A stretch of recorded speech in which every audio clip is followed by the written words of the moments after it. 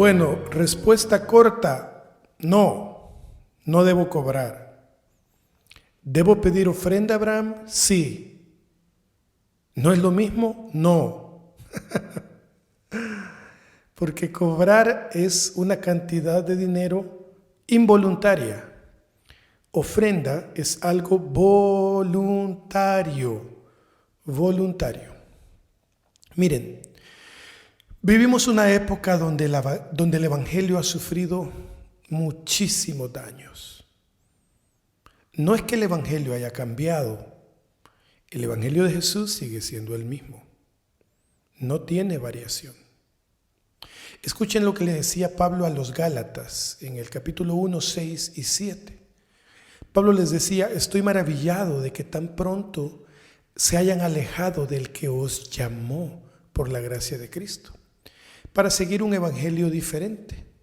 No que haya otro, sino que hay algunos que os perturban y quieren pervertir el evangelio de Cristo. Ahora, no quiero ser trágico, no quiero parecer radicalísimo. No se trata de eso. Pero hay cosas que debemos llamar por su nombre. Vamos a hacer una división, porque los que ahora cobran o piden ofrenda, vamos a irnos a dos rubros: predicación, 2 puntos, exposición de la palabra, hablar, sermón, conferencia, charla, como lo quieran llamar, y número 2, músicos o ministerios de alabanza, grupos musicales, equipos ministeriales musicales, como ustedes lo quieran llamar. Obviamente me refiero a los que salen, a los que tienen el privilegio de ser invitados a otros lugares y no solamente en sus congregaciones, lo cual es mi caso. Yo tengo ya 20 años aproximadamente de ir de lugar en lugar, primero conocido por el tema de música o de alabanza, y después de unos años comencé a convertirme también en predicador de la palabra. Ya, entonces, en esos dos rubros que son los más polémicos, vamos a hablar un poquito de eso. Fíjense que también leyendo al apóstol Pablo en la carta a los Corintios, la primera carta, capítulo 9, en el versículo 17 dice: por lo cual, si lo hago de buena voluntad, recompensa tendré. Pero si de mala voluntad, la comisión me ha sido encomendada. 18. ¿Cuál pues es mi galardón, mi regalo? Que predicando el Evangelio, presente el Evangelio gratuitamente, el Evangelio de Cristo, para no abusar de mi derecho en el Evangelio. Escuchen los mismos versos en Nueva Traducción Viviente. 17. Si lo hiciera por mi propia iniciativa, merecería que me paguen, pero no tengo opción, porque Dios me ha encomendado este deber sagrado. 18. ¿Cuál es entonces mi paga? En la oportunidad de predicar la buena noticia sin cobrarle a nadie. Por esa razón nunca reclamo mis derechos cuando predico la buena noticia. Y aquí mismo está la traducción en lenguaje actual. Escuchen, yo no puedo esperar que se me pague por anunciar la buena noticia, pues no se me preguntó si quería hacerlo. Se me ordenó hacerlo. Pero entonces, dice el versículo 18, ¿qué gano yo con eso? Nada menos que la satisfacción de poder anunciar la buena noticia sin recibir nada a cambio. Es decir, anunciarla sin hacer valer mi derecho de vivir de mi trabajo como apóstol. Palabras de Pablo. Bueno, yo no sé si quedó claro o no, pero Pablo hablaba de predicar la palabra. Ahora, en el tema de la música, ¿será lo mismo? Yo considero que sí. Porque si una canción, una alabanza dice, amigo, Cristo te ama, me la estoy inventando ahorita, no conozco ninguna canción que diga exactamente esto, estoy tratando de improvisar un poco. Amigo, Cristo te ama. Ven a la cruz de Jesús.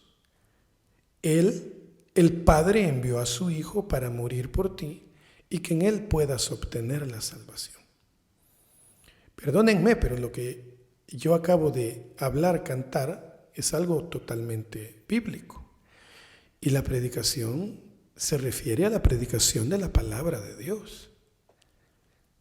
Hay mucha gente, ¿sabían ustedes, que ha sido transformada en un tiempo de alabanza y adoración? Digno es el Cordero, digno es el que está sentado en el trono, a Él la honra, la gloria. Y entonces el Espíritu Santo, que es el que convence, viene y toca el corazón de ese hombre, de esa mujer que jamás había querido poner el pie en una congregación. Entonces, debemos concluir en que ambos rubros se tratan de predicar a Cristo. Tanto la enseñanza, tanto hablar la palabra como cantarla. Ahora bien, los que me conocen saben que soy predicador, pero he sido músico toda mi vida y encima ministro de alabanza, cantante o como me quieran llamar. Entonces, ¿debo cobrar por ir a cantar, por ir a predicar? La respuesta es no. Ahora bien, estamos claros que el obrero es digno de su salario, dice la palabra también. Estamos claros de eso, ¿no es cierto? Y también estamos claros que es una honra recibir una ofrenda de quien me invitó por predicar o por cantar. Y también estamos claros que hay lugares donde son realmente irresponsables a la hora de invitarnos a predicar o a cantar. Hay lugares que es obvio que no tienen el recurso financiero. Yo he estado en lugares donde es evidente que hay escasez de finanzas. En mi país, El Salvador, que es un país con altos índices de escasez financiera, y eso también incluye a las iglesias, a las congregaciones cristianas evangélicas. Lugares difíciles de llegar, en lugares lejanos. Por más que quisieran darte una ofrenda, no pueden. O tienen que prepararse con mucho tiempo de anticipación.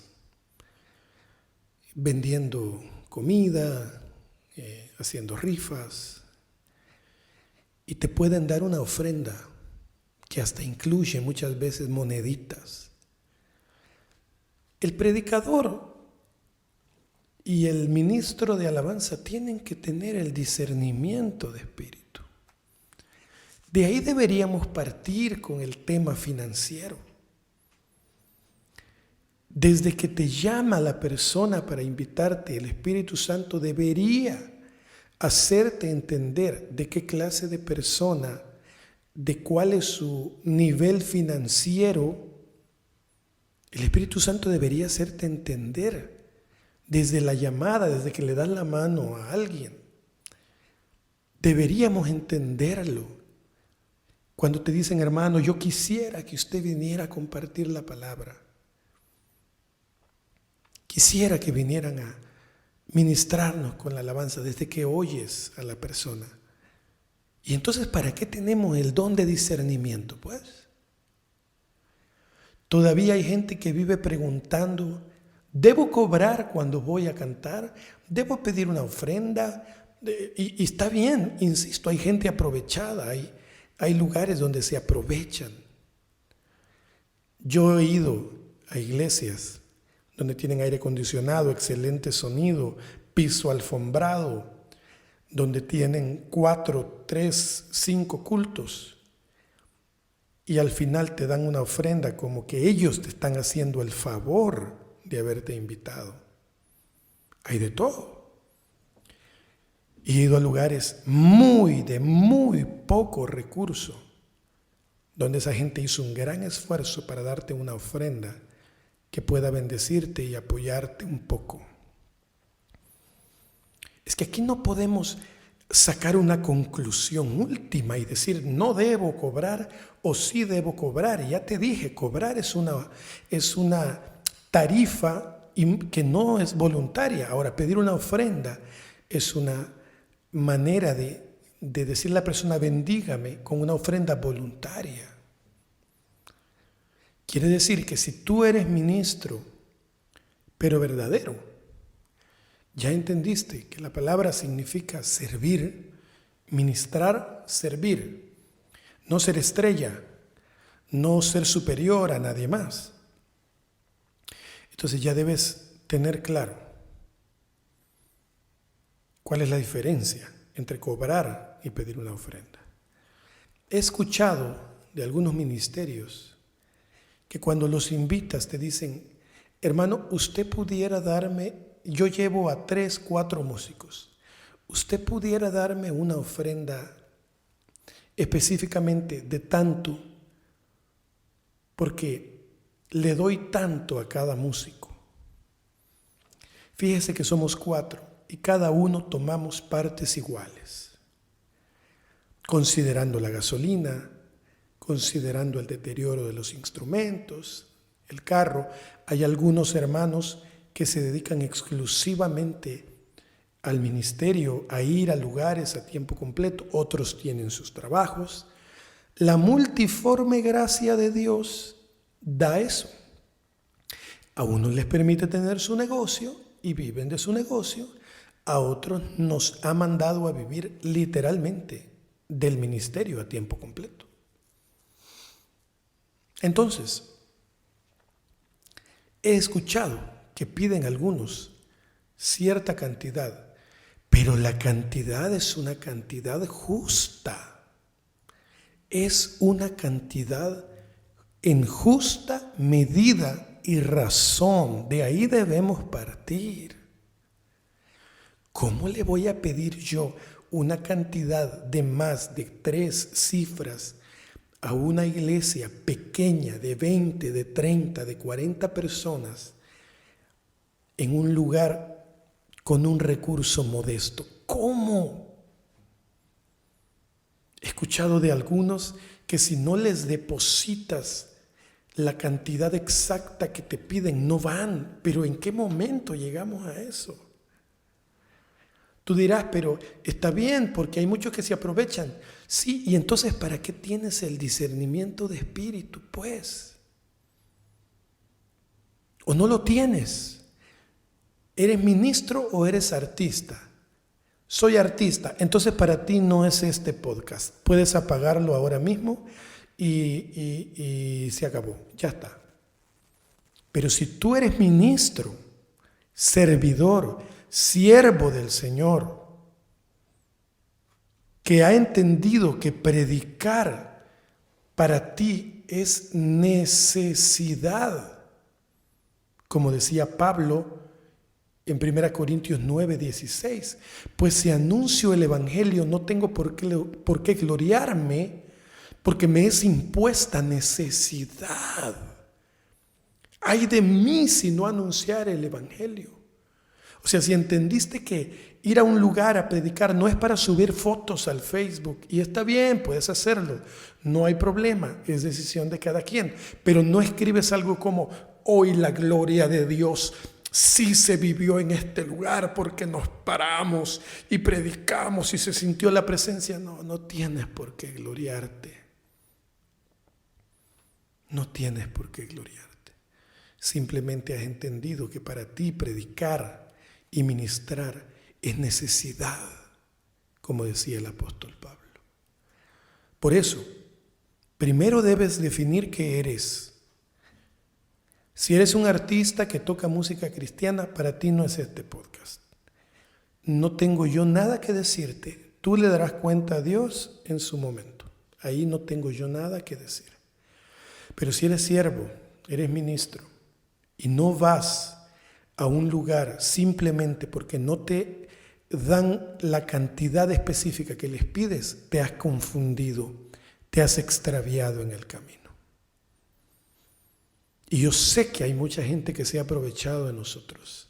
Sé que hay gente que nos ha dado cheques sin fondos que no hemos podido cobrar nunca. Tomaste tu carro, les diste de comer a la gente que llevabas. ¿Tú crees que yo estoy hablando porque me lo invento? Tengo 20 años de hacer esto. 20 años. Pudiera tomarme horas contándote experiencias entre comillas malas. De gente que te dice, hermano, le voy a llamar en la semana para darle una ofrenda. Hace 8 años de eso y nunca te llaman. Ahora bien, si estás llamado para hacer esto, de otro lugar Dios te va a mandar la bendición. De cualquier otro lugar Dios va a usar a alguien para bendecirte. Escúchame lo que te estoy diciendo. Pero no pongas, por favor, tu amor en el dinero. No prediques, no vayas porque amas al dinero, si no has entendido de qué se trata. La carta a Timoteo de Pablo, la primera Timoteo dice, porque raíz de todos los males es el amor al dinero, el cual codiciando algunos se extraviaron de la fe, ¿se dan cuenta? Y fueron traspasados de muchos dolores. Esta es la clave. Esa es la clave que ha pasado en este tiempo. Que el amor al dinero es superior a predicar la palabra. Y ahora por eso muchos no se sienten dignos de ir a una iglesia pequeña cuando ya obtienen un nombre internacional. Ya no van a una iglesia pequeña. ¿Por qué? Porque el corazón se les desvió. Amaron más al dinero que al evangelio. Amaron más al dinero que a la fe. Amaron más al dinero que al propósito, que al llamado. No estoy diciendo que no pidas una ofrenda con justa medida y razón. No estoy diciendo que no pidas una cantidad si tú quieres, pero que sea justa. Y si algún día te dicen no puedo darte esa cantidad, quisiéramos, pero no pudiéramos, echa mano del Espíritu Santo y que te confirme si te están diciendo la verdad o no. Que te lo confirme. Y no dejes de ir a un lugar y ser de bendición porque no te alcanzan, porque no les alcanza para darte la ofrenda que tú exiges. Por otro lado, el Señor te va a bendecir. Yo te doy fe de eso. Yo te doy fe de eso. En este tiempo en que la música cristiana se volvió un negocio, los estudios dicen que a finales de los años 90, en las categorías Billboard, por ejemplo, la música cristiana alcanzaba niveles más altos de ventas, más que el jazz, más que el funk. Y yo no sé si fue el Señor el que permitió esto, probablemente sí, que ahora cada vez menos se venda música cristiana o música en general.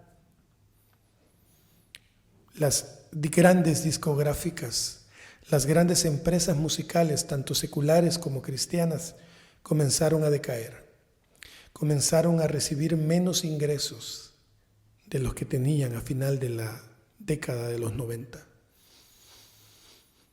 Y ahora han tenido que echar mano de conciertos y cobrar enormes cantidades de dinero por tocar en un concierto. ¿Por qué creen que hicieron eso? Porque se acostumbraron a un estilo de vida que ya no son capaces de bajarse un par de niveles, porque se acostumbraron a manejar autos de alta gama y ahora ya no quieren y tienen que ver de dónde echan mano del dinero, sacándoselo a la gente para seguir su estilo de vida. Y perdónenme ese no fue el ejemplo de Jesús. Entonces deja de cantar, Señor, yo quiero ser como tú, porque es la hipocresía más grande que estás diciendo o que estamos diciendo. No estafemos a la gente. La justa medida y razón es la base de donde tienes que partir. Nosotros no fuimos llamados a ser famosos, fuimos llamados a ser santos, santificados, apartados para Cristo. Espero que estas experiencias que te he contado puedan servirte. Puedas compartir esto con otros, pero tampoco critiques y tampoco juzgues. No podemos juzgar a los que cobran 10, 15, 20 mil, 50 mil dólares por una actividad. Ellos tendrán que dar sus cuentas a Dios. Ellos tendrán que dar sus cuentas a Dios en su momento. Solo te puedo decir algo. No conozco a un evangélico, no conozco a una figura pública cristiana evangélica que haya conservado su integridad, su pensamiento correcto de la palabra y su sana doctrina después de haber recibido mucho aplauso, mucho dinero y mucha fama. No hay ni uno solo. Por eso la palabra es clara que nos dice que debemos aprender a vivir a la manera de Cristo, con justa medida y razón. Con justa medida y razón. Al final, la gloria solo le pertenece a Dios. Estoy de acuerdo que tengas tu seguro médico. Estoy de acuerdo que tengas tu casa propia, tu buen vehículo para transportarte, quizás a distancias muy largas para llevar la palabra de Cristo. Pero a los siervos, a los ministros que hemos entendido, no podemos manejar un carro de miles y miles de dólares cuando en nuestras iglesias hay gente que a veces no tiene ni para comer. Justicia, justa medida y razón. Al final, aunque Pablo dice que debemos predicar el evangelio gratuitamente, donde sea que vayamos, nos den lo que nos den una ofrenda grande, justa o injusta, recuerden que nuestra ofrenda, nuestra recompensa más grande para los siervos de Dios auténticos es hacer la voluntad de Dios y predicar su palabra a donde Él nos envíe.